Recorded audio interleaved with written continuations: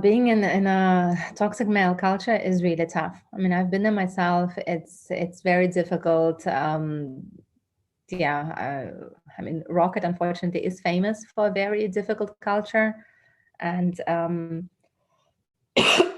I built the startup here in the Middle East, I was the only female founder out of all the startups they had here. Oh, man, that's a really tough one. I think, I mean, I do hope, for me, it was 8 years ago. I do think things have changed recently just because so much has been exposed, right? The whole Me Too movement contributed to the fact that bad male behavior has been exposed.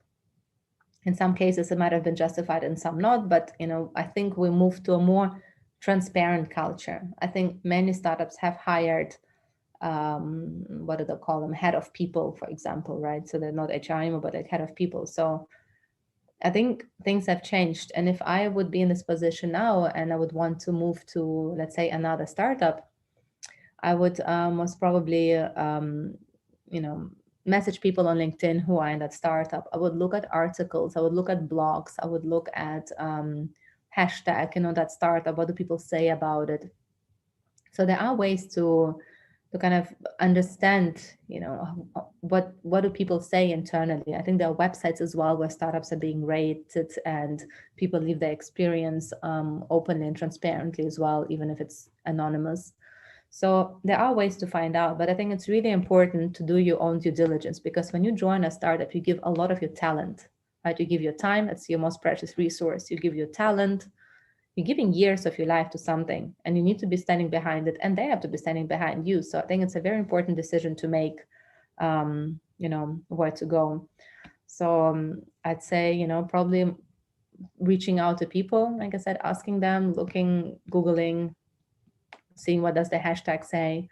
And yeah, just have honest conversations with people who work there.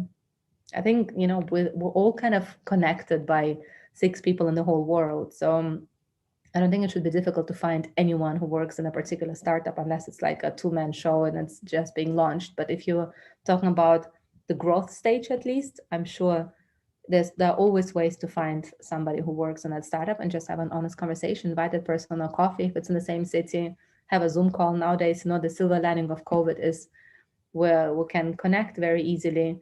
So that has been, easier to even, I mean, I hear from many startups it has been easier to fundraise, just because you actually can be fundraising via Zoom from VCs who would, who before maybe never even looked at your country before.